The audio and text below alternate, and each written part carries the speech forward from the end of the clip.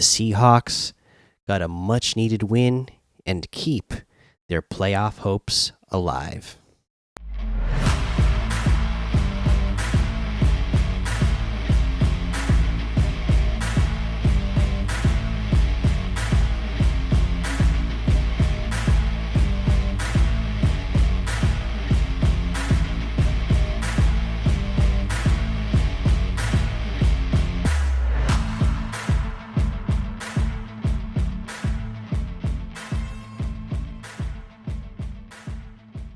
Welcome back to another episode of the Seattle Sports Show, where we love Seattle professional sports. I'm your host, Mikey. This is the Seahawks post-game show. Week 15, Monday night game, home game against the Philadelphia Eagles, and we picked up a much needed win. We were on a 4-game losing streak, the longest losing streak during the tenure of Pete Carroll. Did not want to get it to 5 games. That would have been his longest since being a Jets coach. We didn't want to see that. As Seahawks fans, we did not want to go there. So we got a win against a team that was looking to stay tied for first place in the conference, but the Seahawks able to take them down. People might want to come in here and say, hey, well, the Eagles were dealing with injuries on their defense, especially in the secondary. Okay, well, no shortage of injuries for the Seahawks either. Devin Witherspoon out, Jamal Adams out, Rick Woolen, we know his injury before the season started and how that has affected him throughout this year, getting himself benched in yet another game. This time he was benched before the game even started, so he started off this game off the bench, and then eventually, got in there. But, injuries have been hurting the Seahawks as well. And then, not to mention, we had to play this game, yet another game, with our backup quarterback, Drew Lock, who did well today, by the way. Didn't look fantastic, didn't do anything that makes you go, hey, I want that guy to be my franchise quarterback going forward. Let's give him a 5-year contract. Nothing like that. But he came in and did what you hope a backup quarterback can do. Give your, do enough to give your team a chance to win, and not throw the game away while your starting quarterback is out. And that's exactly what Drew Lock did today. 22 for 33. 208 yards, 1 touchdown, no interceptions. He was sacked twice and had a rating of 94. So overall, good day from Drew Lock, and he came up big when we needed to. That is the most important thing. Down by 4 points, you have a chance to go take the lead, you lead your team down the field, get the touchdown, and win the game. What more could you ask for out of your backup quarterback? I think he proved that he will be a very good backup quarterback for his career. There's no reason why he should be one of these quarterbacks that got a chance to start, didn't work out, and then turned out so bad that he's out of the league within a couple of years, and then doesn't even work as a backup. No, he proved he can be a very solid backup for any team he wants to be a backup for.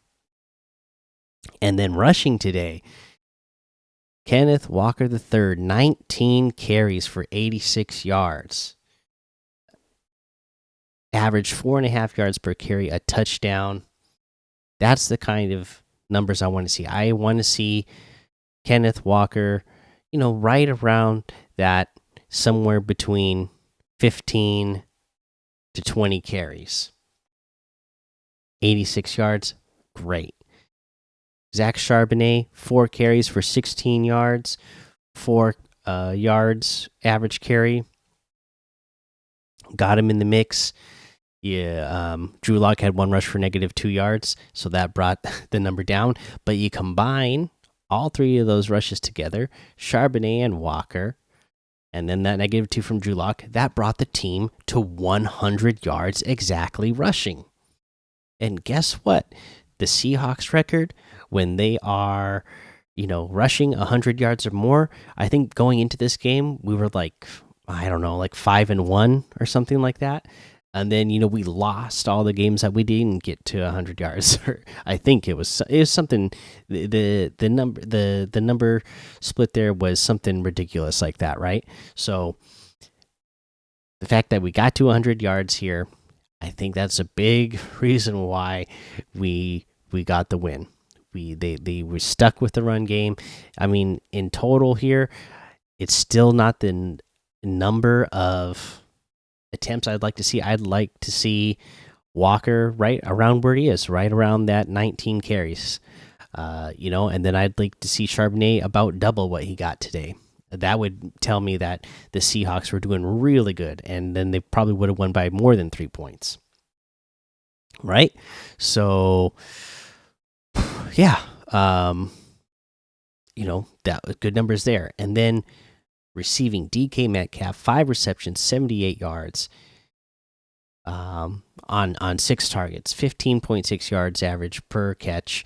And then, this was one of those games where it was looking like, hey, he got a target early and then a lot of nothing for a while.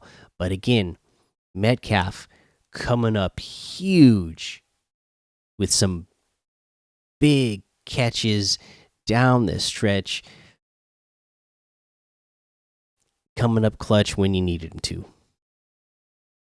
Also, had a couple of big, drew a couple of big pass interference calls on 3rd down plays. I believe one of them was on a 4th down play that kept the ball moving for the Seahawks. So, yeah, it's just the 5 receptions and 78 yards, but add the penalty yards that he earned as well on top of that.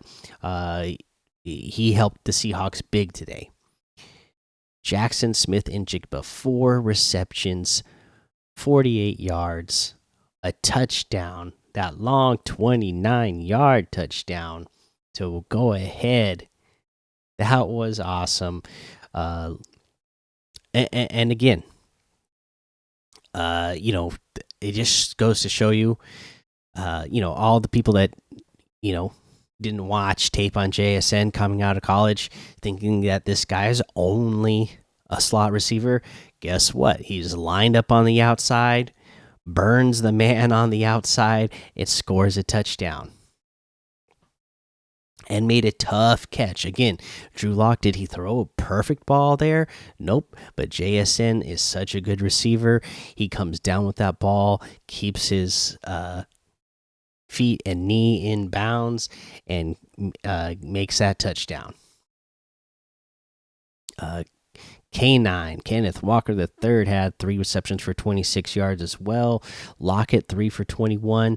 A little bit rougher day for him. He had a couple chances out there where it felt like he could have come down with a couple more receptions, but he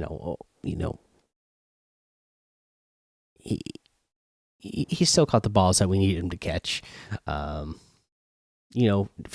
Disley, Parkinson, Bobo all ended up with a catch today as well. So good to see all of those players like in the mix.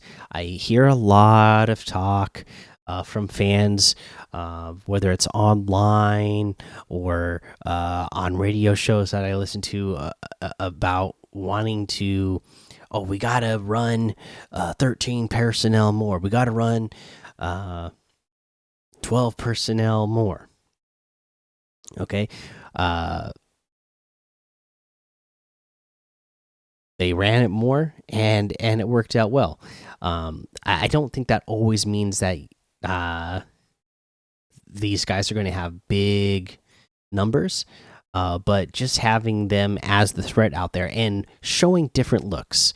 You know, you don't have to always be in 11 personnel. You don't have to always be in 12. You don't always have to be in 13. But the fact that they kept those looks mixed up today, I think that, it makes it a lot harder on opposing defenses. Imagine that. You throw a little bit of different looks throughout the game, and even throughout a drive, it can keep a defense on their toes. So I liked just the formations and the play calls today as well. So that was good to see. And then you can, like I said, remember we had a lot of injuries going on in here, backups playing. Imagine if you had Geno Smith playing this game, and it was called the way it was called. You can only imagine that it could have looked even better for us. Defensively, Bobby Wagner had 11 tackles. Julian Love, big day for Love with 9 tackles. He also had those 2 interceptions, a big one to prevent a touchdown, a second one to ice the game. Big day for Julian Love. Diggs had 7 tackles today and was looking better. And I guess we got to talk about. We're not going to talk about today because I got to keep these episodes short. Like I said, I'm so busy at work right now, which is why I haven't done a regular episode across all the Seattle teams this week yet either. But Quandre Diggs, it's another game where Jamal Adams is out and Diggs looks a lot better. I don't know what it is, but Diggs looks a lot better when Jamal Adams is not in. Jamal Adams has not looked good this year. He even said himself going into this season that he was going to be ready to play, but he didn't feel like he was going to be 100% at any point during the season because that's how bad his injury was, and that's how hard his physical rehab was to just get back to be able to play this season. And you could tell on the field he doesn't look the same.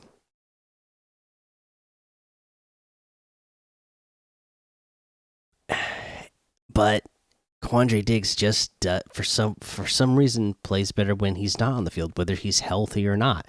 So, that's something later on down the line we will have to have a deeper conversation about. Is this a guy that we're gonna wait till next year and see him 100% healthy? If he even does get 100% healthy, do we want to keep him around at the price that he has and Diggs at the price he is? Do we want to keep them both around, or do we just say, wow, Diggs plays a lot better without Adams, and Adams isn't bringing what we hoped he would bring when we traded for him? Do you cut ties with one of them is what we're going to have to talk about later on. All right, but for now, Quandre Diggs looked good tonight. Jordan Brooks had 7 tackles as well. Trey Brown 6. Leonard Williams had himself a day. 5 tackles. 2 tackles for loss. And again, anybody who was saying to me, you wasted a 2nd round pick on Leonard Williams, oh my gosh, you're talking about anybody who was telling me that the Seahawks should have taken Jalen Carter at number 5. If you're telling me that a 2nd round pick for Leonard Williams is too much, then you don't know football, okay? Just get out of here with that. Leonard Williams showed you how he could be a game wrecker on his own today. Who else we had? Michael Jackson out there starting today. Artie Burns. They each had 4 tackles. They had a couple of pass deflections each as well. Just a good game overall. For the defense. And, it was a game that I was worried about for our defense going into this one. The Eagles have a lot of weapons, just like we have. And the weapons that they have could very easily attack the weaknesses that we have shown over our 4-game losing streak.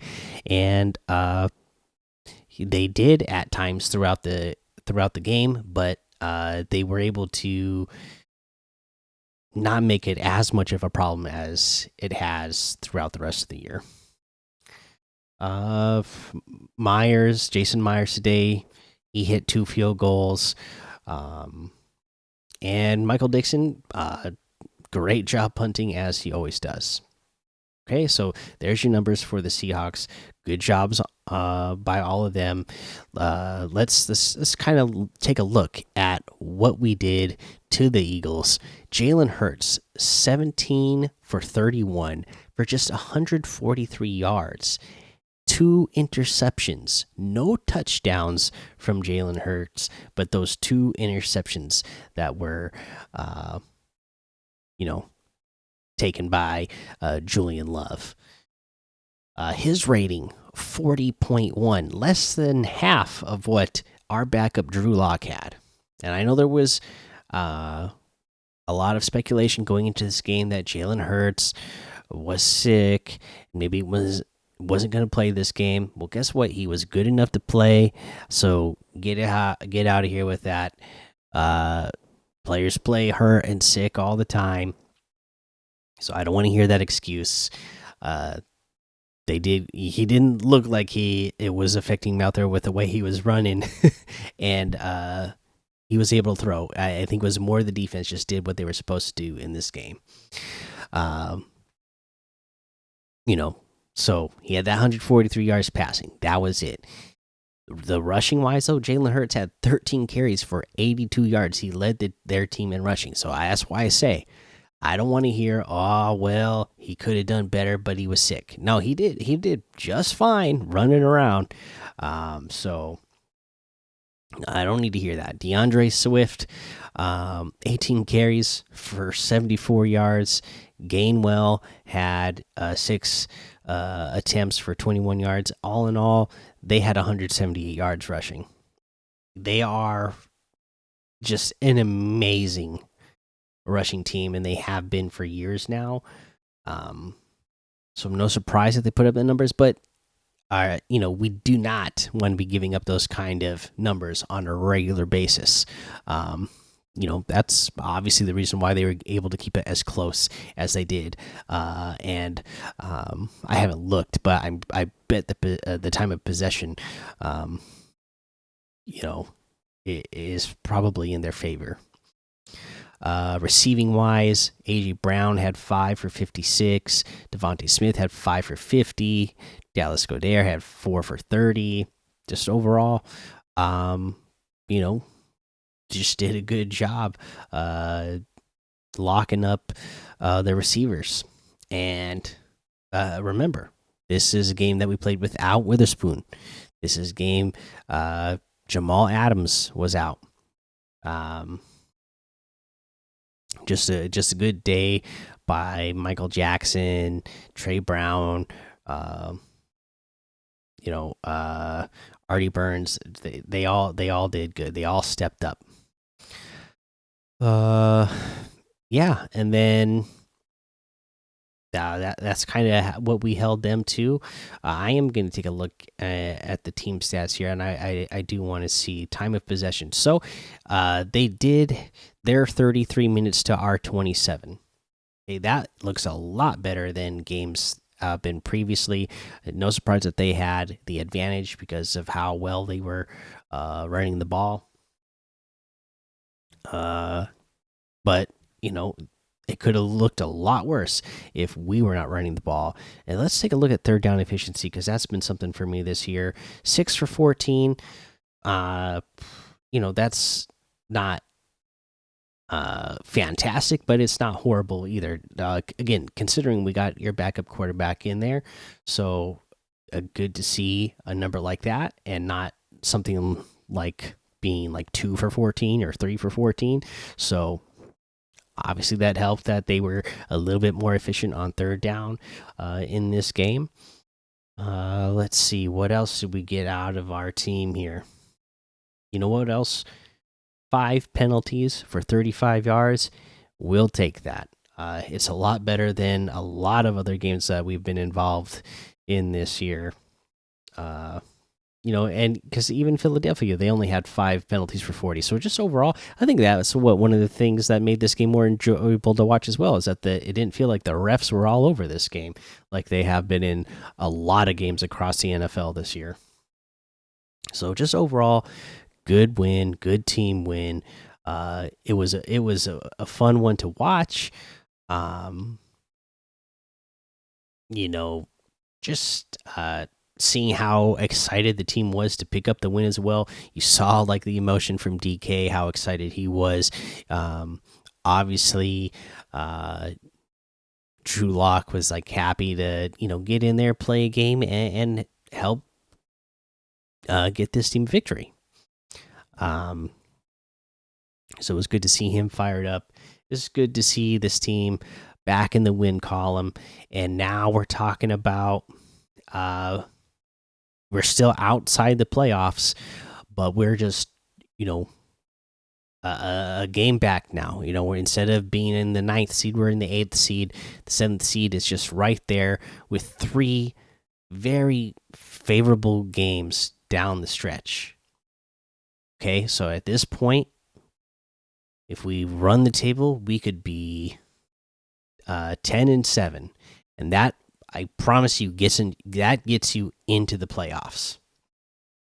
Again, I'm still looking at both of those Ram games. If we would have just won both of those Ram games, we'd be looking at a record right now, of 9-5 instead of this, and we'd be feeling really good. But because we didn't, now we're looking at 7-7 and really needing to win the last 3 games to guarantee. Again, it's very likely you only need to get to 9 wins to get into the playoffs, but then you're hoping for some other things to happen as well. So hopefully we can win out. I mean, look at our opponents going down the stretch. We got Tennessee. Then we come back home against the Steelers, and then we go to Arizona. Are any of those teams looking good right now or having a great year? I mean, the Steelers have a decent record. They're not like a horrible losing team, but they're also not doing good right now. So going down the stretch here, we have a schedule that looks like, if we can again run the table, you're talking about being 10-7 going into the playoffs, and you're talking about being on a 4-game winning streak, and hopefully getting a lot more of your players healthy down the stretch to get ready for the playoffs. And I'm telling you, there's a lot of talent on this team. There's going to be a lot of teams that are not going to want to face us in the playoffs. The way things are shaking up right now, we just beat the Eagles. Guess who we'd face if we're the 7th seed? Cowboys. They still have a chance here to get the 2nd seed as well. Remember that game? Did they blow us out? Did we almost beat them? Do you think if we got a second chance, that we could beat the Cowboys in a game? That's what we're talking about. That's why you want to get into the playoffs. It's football, any given Sunday, okay? You can win the game. You need to get into the playoffs. Because of the talent on this team, you have a chance against anybody that you're going to go against in that first round. You don't have to go into the playoffs feeling like, oh, we're just going to get bounced out of the first round anyway. we've already shown that the opponents that we're likely to be matched up with, if we do end up getting that seventh seed, that we can go toe to toe with them and we can beat them. So get into the playoffs, give yourself a chance, and you see where it goes from there. So let's root for this team to. I know there was people at this point who were hoping that we were going to lose out the rest of the way. So instead of the 16th pick, that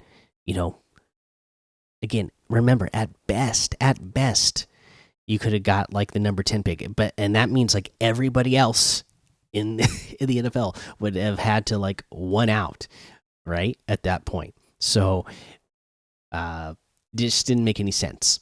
You know, even if we lost out the rest of the way at this point, instead of the 16th pick, it was looking like maybe you could get like the 12th pick or the 13th pick based on the way the other teams around you are still losing. So it wouldn't make that big of a difference. I have a friend at work who was telling me about how, oh yeah, they shouldn't have traded that second round pick for Leonard Williams because there's good quarterbacks in the draft this year, and you could trade up and get one if you wanted him.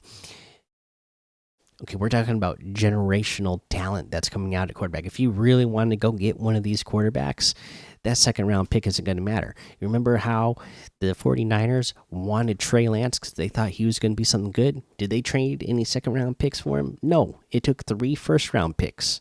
Okay, that's the kind of thing it's going to take if you wanted a Caleb Williams, or you wanted a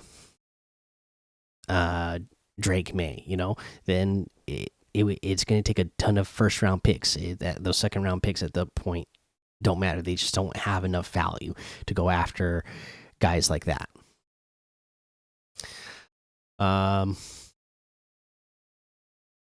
But yeah, here we are. Glad we're not losing out. Hopefully, we're gonna win out, get ourselves in the playoffs, and see where the team goes from there. All right, so there you go. Big Seahawks win. That's gonna be the episode. Let me know how you're feeling after this game. Were you one of the people who were secretly hoping, or maybe even not even being secret about it, but you were just hoping that the Seahawks were going to lose out? How do you feel about this win now? Does this change your tune? Are you ready to see this team win and get into the playoffs?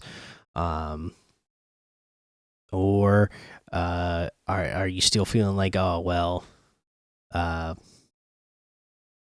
it's not going to be worth it anyways? Let me know if you're one of those people. I don't know why you'd be like that, but I guess I'd just be curious to know what your thought process is there. If you're excited about the Seahawks win today and hopefully winning out and going to the playoffs, definitely leave some comments and let me know about that. And let me know in the comments, do you think they can win out the rest of the way? All right, that is going to be the episode. So, if you're watching on YouTube, like, subscribe, hit the notification bell, all that good stuff. Comment. If you're listening on the podcast, if it's on Spotify, hit follow, Apple Podcast, subscribe. Leave those ratings, reviews, share it with your friends. All this stuff helps the show grow. And that's all I really want, is for enough people to listen to it that we can have a community of people who are all cheering for our Seahawks and cheering for our Seattle teams in general, and for us all to hang out and enjoy it together.